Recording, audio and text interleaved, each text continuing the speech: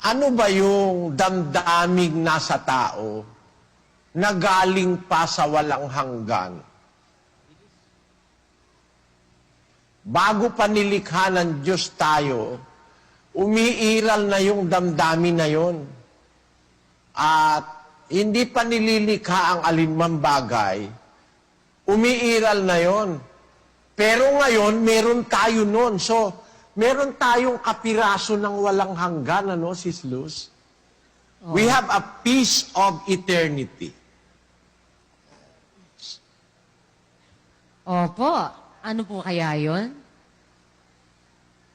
Pag meron ka nito, meron kang kapiraso o bahagi. Sa Kastila, pedazo.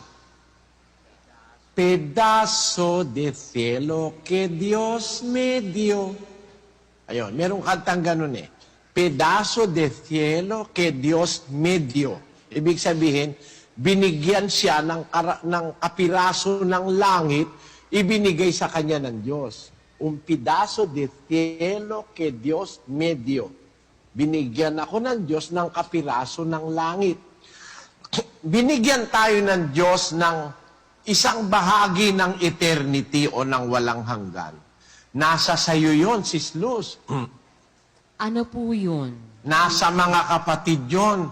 Meron tayong kapiraso, hindi pa tayo umiiral na yung damdamin na yon. Alam mo kung ano yon? Ano po yun? Basahin mo, 2 Timoteo 3:1 hanggang 3.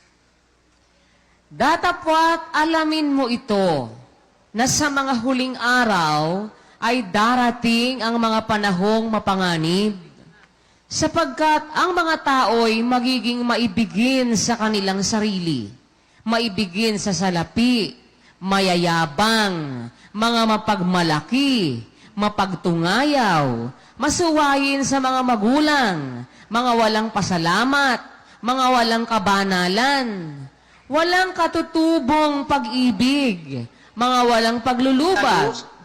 Ang pag-ibig, katutubo eh. No? Opo. Pero meron tao nawawala yung katutubong pag-ibig. So ang pag-ibig is a very ancient thing. As ancient as our existence. Alam mo ba na ang pag-ibig, yung damdamin na yon, ano? Hindi kapag ginagawa ng Diyos, umiiral na yon sa puso ng Diyos. Naintindihan mo ba yon, Sis Luz? Opo. Napakaganda po nun. Yung pala yun. Ano mo yung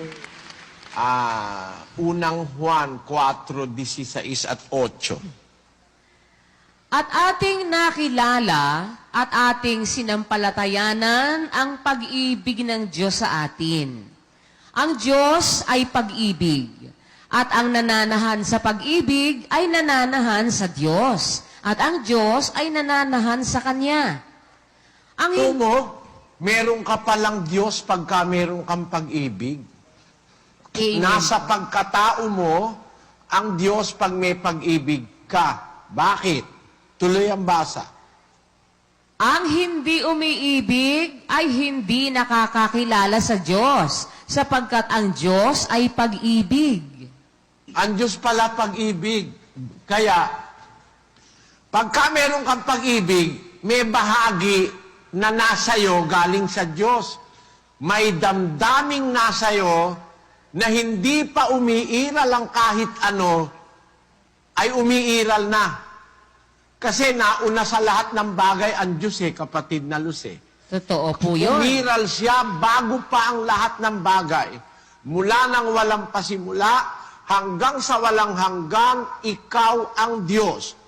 Kung ang Diyos ay pag-ibig, nasa Kanya na yung pag-ibig.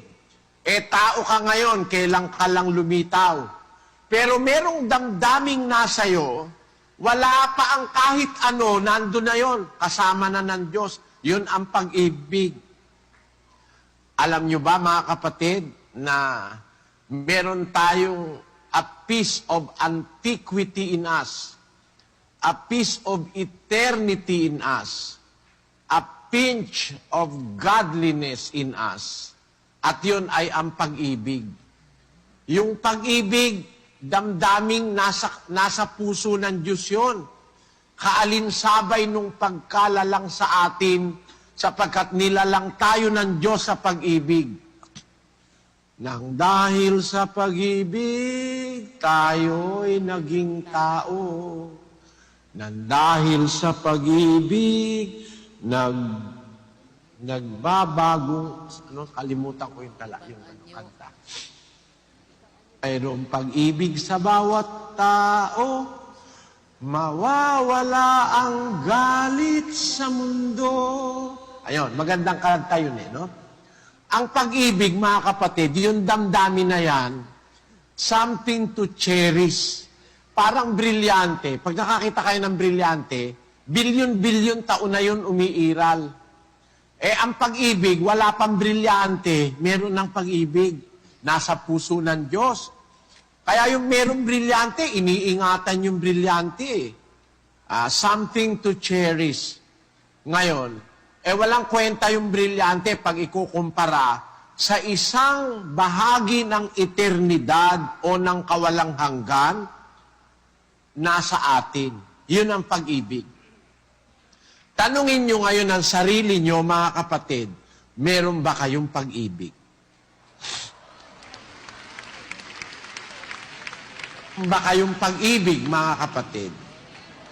Meron po ba, mga kapatid? Meron ba, mga kapatid? Meron daw. Meron. Anong klaseng pag-ibig? Baka meron kayo nito, hindi ito yung sinasabi ko. Unang Timoteo 6:10. Sapagkat ang pag-ibig sa salapi ay ugat ng lahat ng uri ng kasamaan na sa Yan ang pagnanas... pag-ibig na nasa inyo, hindi yan yung pag-ibig na galing sa puso ng Diyos sa walang hanggan. Kasi ang pag-ibig sa salapi, bagong imbento lang ni Satanas yan. Kailan lang naman nagkaroon ng salapi Sa walang hanggan, wala namang salapi. Kaya pag inibig mo yan salapi, bagong pag-ibig yan. Imbento ng demonyo yan. Pag-ibig na galing kay Satanas, yan ay ugat ng lahat ng uri ng kasamaan. At hindi ka dadalhin yan sa walang hanggan kasi walang salapi sa walang hanggan. Naintindihan mo ba yon, Sis Luz? Opo. Hindi po yung pag-ibig na yon ay yung pag-ibig sa salapi. Kasi yung pag-ibig sa salapi, bago lang yan. Imbento ni Satanas, bago lang. Kaya bago, kasi doon naman sa... Ito pa isang pag-ibig, Sis Luz. Opo. Sa ikalawang Timoteo uli, Kapitulo 3, ganito naman ang ating mababasa sa bersikulo, maibigin sa kalayo. Bersikulo 4. 4. Mga lilo, mga matitigas ang ulo, mga palalo, mga maibigin sa kalayawan kaysa mga maibigin sa Diyos. Baka naman ang pag-ibig na nararamdaman mo, kapatid, pag-ibig sa kalayawan. Pagka-pag-ibig lang sa kalayawan, bago lang yan. Yang pag-ibig na yan, hindi naman yan yung nanggaling sa walang hanggan kapatid Hindi. Yang kalayawan, imbento lang ni Satanas yan. Kaya pag nandiyan ka sa kalayawan, sabi sa 5:6 ng unang Timoteo, ganito. Tatapwat ang nagpapakabuyo sa mga kalayawan, bagamat buhay ay patay. Yan. Kaya yan, kamatayan yung pag-ibig sa kalayawan na yan, kapatid. Hindi ka dadalhin yan sa buhay na walang hanggan. Kamatayan ang pupuntahan mo pag ang naibigan mo sa buhay mo, kalayawan. So, ang tanong natin, kapatid na Luz, ganito. Aling pag-ibig yung galing sa walang hanggan? Opo, alin nga po yun? At yun din ang magdadala sa'yo sa walang hanggan. At ibig yun. Yan. Basahin natin ang unang Korinto 13:4. Ang pag-ibig ay mapagpahinuhod at magandang loob. Ang pag-ibig ay hindi nananaghili. Ang pag-ibig ay hindi nagmamapuri, hindi mapagpalalo, hindi naguugaling mahalay, hindi hinahanap ang kanyang sarili, hindi nayayamot, hindi inaaluman ang masama, hindi nagagalak sa kalikuan, kundi nakikigalak sa katotohanan. Lahat ay binabata, lahat ay pinaniniwalaan, lahat ay inaasahan, lahat ay tinitiis. Ang pag-ibig ay hindi nagkukulang kailanman.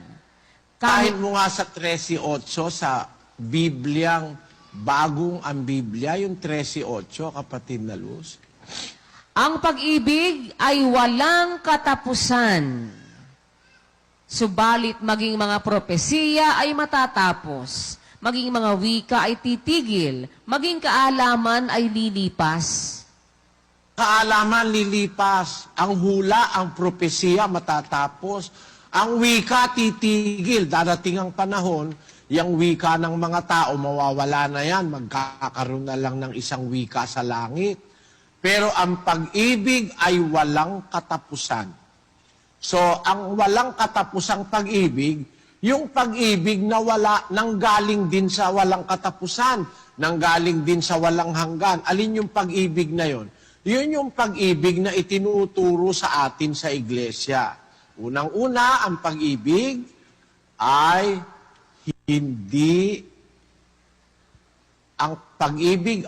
mapagpahinuhod. Meron ba kayo nun, mga kapatid?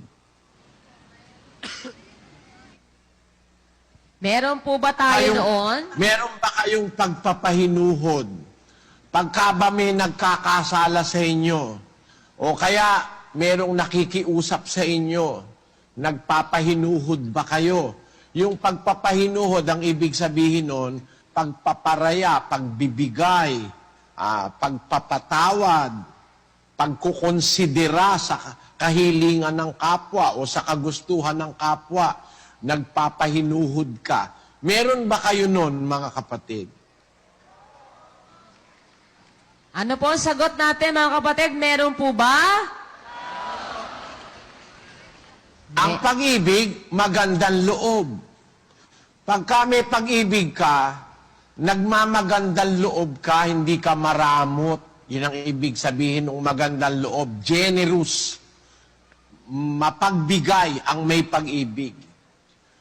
Ang pag-ibig, hindi nananaghili, hindi naiinggit sa iba.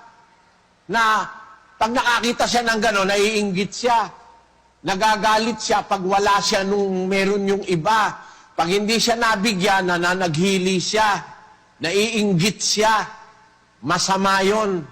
Kabaligtaran niya ng pag-ibig kasi ang pag-ibig hindi nananaghili. Halimbawa, nagtatrabaho ka, ikaw lang mag-isa, hindi ka tinutulungan, huwag kang mananaghili.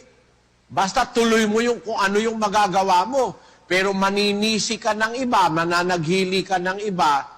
Yung iba nananaghili, ayaw magtrabaho. Pag hindi magtatrabaho yung iba, wala siyang pusa. Pagka may pag-ibig ka, hindi ka naiinggit, hindi ka nananaghili, hindi mo ipinapareho yung sarili mo sa iba. Ang pag-ibig, hindi nagmamapuri. Kaya alam nyo, pag meron ka nito, makikita mo yung mga taong sa Diyos at saka yung mga taong sa demonyo. Pag nakakita ka ng inggitero, sa demonyo yun. Pag nakakita ka ng maramot, sa demonyo yun. Pag nakakita ka ng walang pagkukonsiderasyon sa kapwa, hindi mapagpahinuhod, sa demonyo yun. Pag nakakita ka ng mapagmapuri, lagi siyang nagmamapuri siya, bida siya, tama, siya lang ang totoo, siya lang ang et cetera, yung kapwa niya, lahat ng kapintasan, nakikita niya, masamang tao yun. Tandaan nyo. Ang pag-ibig, hindi mapagpalalo. Ang pag-ibig, hindi mapagpalalo. Ibig sabihin, hindi nagmamataas ng isip laban sa kapwa. Ang pag-ibig may pagpapakumbabang loob, hindi nagpapalalo. Merong mga tao, napaka mga palalo.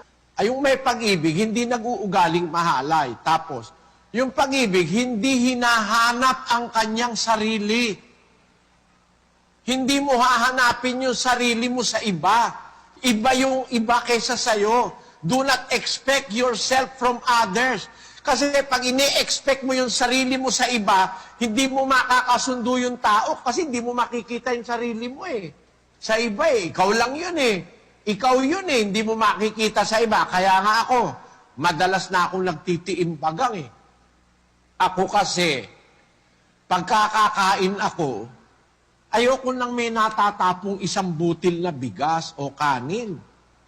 Pag nakakita ko nung nagtatapon ng kanin, nasa lababo namin, nagkakabara-bara yung lababo dahil itinatapon yung kanin, nagtitiimbagang na lang ako. Sabi kasi ko nang sabi, ako'y turo ng turo, nakikita ko pa rin yun, nahahapis na lang ang kalooban ko. Sabi ko sa sarili ko, parang hinahanap ko yung sarili ko sa iba, mahirap talagang makita. Kung ako kasi ang magtrabaho, kung magwalis ako, tinitignan ko pati ilalim. Meron naman nagwawalis, ang winawalis lang yung harap. Nung ako magwalis, nakita ko, naku, pagkarami-raming ipis doon sa loob. Nagdaramdam na naman ako. Naiisip ko ngayon, ang pag-ibig, hindi hinahanap ang kanyang sarili. Kaya hindi ko na nga hinahanap eh. Natuto na ako nung sinasabi sa Biblia, ang pag-ibig, hindi hinahanap ang kanyang sarili.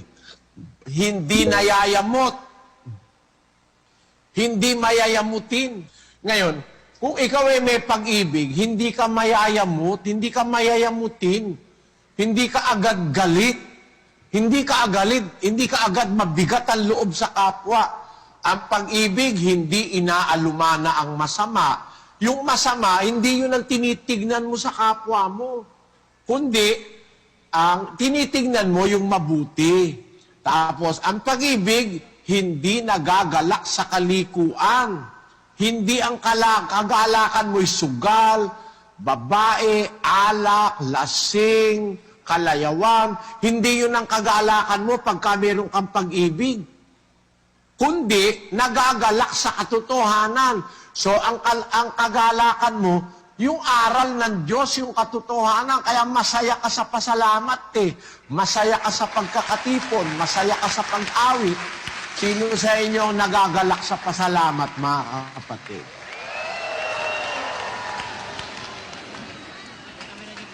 Sa inyo, ang nagagalak pag nasa sugal at nasa pasyal, pag nasa pasalamat, inip na inip. Ganito yun eh. Sabi nga nung ating kinakanta, nagagalak kami, nagpapasalamat, at nagkita-kita ng buong may galak. Magsiawit tayo na may kagalakan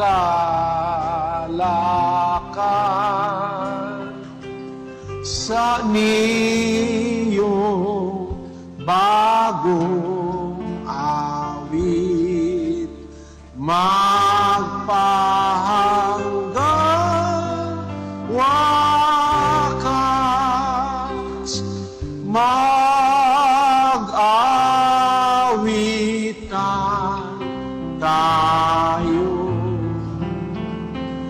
na may kagalakan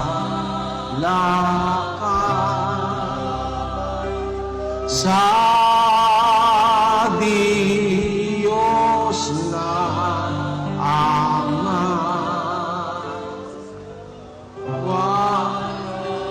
Paano yun?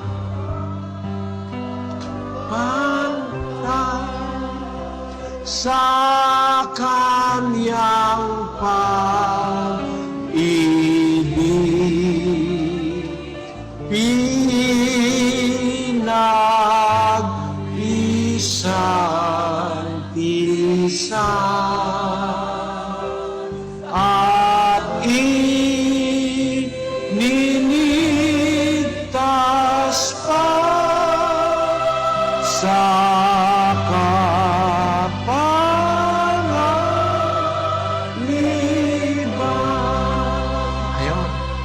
pinabayaan na yung MMC, di mo mapakinabangang alalayang ka. No? Siguro wala na akong kaimpu-impluensya dito sa mga MMC ito. Sige, may araw din kayo. Ngayon, yung sinasabi sa Biblia, ang pag-ibig, hindi nagagalak sa kalikuan, kundi nakikigalak sa katotohanan. Iyon. Ano mga kapatid? Ang katotohanan, ang kagalakan nung may pag-ibig na galing sa Diyos. Pagka totoo, nagagalak siya ron. Sino bang nagagalak na natutulog? Meron bang nagagalak na inaantok, natutulog, Sis Luz? Wala pong ganon. Nagagalak na po Pagka nagagalak, nasusurpas nung adrenaline na ipinuproduce ng taong nagagalak, nasusurpas niya ang iba pang feeling ng kanyang pagkatao. Amen. Kahit siya'y pagod, nasusurpas yung feeling ng pagpagod. Nasusurpas ng kagalakan yung feeling ng worries, ng fear. Pag nagagalak ka, naaalis yung ibang mga bagay na naramdaman mo pag nagagalak ka. Kaya hindi ka makakatulog pag nagagalak ka. Makigalak kayo pagka ginaganap natin ito. Bawat minuto na i-star nyo sa pasalamat, may pagpapagalingan Diyos na mararamdaman kayo sa buhay. May pangako ang Diyos pagagalingin ko ang kanilang lupain. Kung yung lupain mo pagkagalingin, ikaw kaya hindi pagalingin ng Diyos, kapatid? Magtiyaga ka lang, makakaramdam ka ng pagpapala ng Diyos.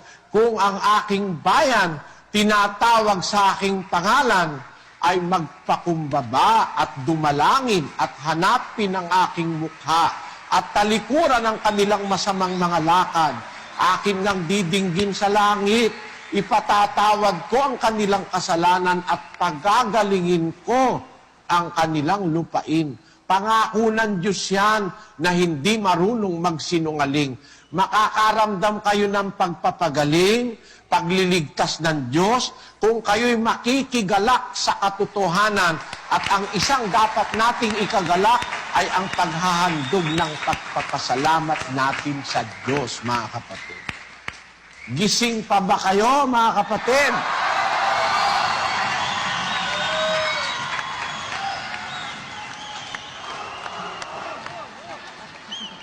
Nakakaramdam ba kayo ng pag-ibig, mga kapatid? Ang pag-ibig, hindi nakikigalak sa kalikuan, kundi nakikigalak sa katotohanan. Tapos, ang pag-ibig, lahat ay binabata. Alam nyo, mababata mo lahat Mababata mo. Panunukso, paninira, lahat mababata mo pagka meron kang pag-ibig. Pagkaapi, pagkaagrabyado sa mga mapang-agrabyado, mababata mo. Ang pag-ibig, lahat ay binabata. Lahat ay pinaniniwalaan. Pagdating din lang sa Diyos, lahat ng bagay ay pinaniniwalaan ng may pag-ibig. Lahat ay inaasahan, lahat ay tinitiis. Ang pag-ibig ay walang katapusan. Kahit matapos na ang propesiya, kahit matapos na ang wika, tumigil na ang wika at ang kaalaman ay lumipas na, ang pag-ibig ay mananatili pa rin. Sapagkat ngayon nananatili ang tatlong ito: pananampalataya, pag-asa at pag-ibig. Ngunit ang pinakadakila sa mga ito ay ang pag-ibig. Sapagkat ang pag-ibig ay bahagi ng damdamin ng Diyos, mga kapatid. Kung nasa atin ang pag-ibig na ito, mayroon tayong Diyos sa buhay. Mayroon tayong damdamin na mas matanda pa sa mundo. Damdamin kasi ng Diyos yung pag-ibig alin yung paggagamitan natin ng pag-ibig? Unang-una, iibigin mo ang Diyos ng una sa lahat, ng buong puso mo, ng buong kaluluwa mo, at ng buong pag-iisip mo.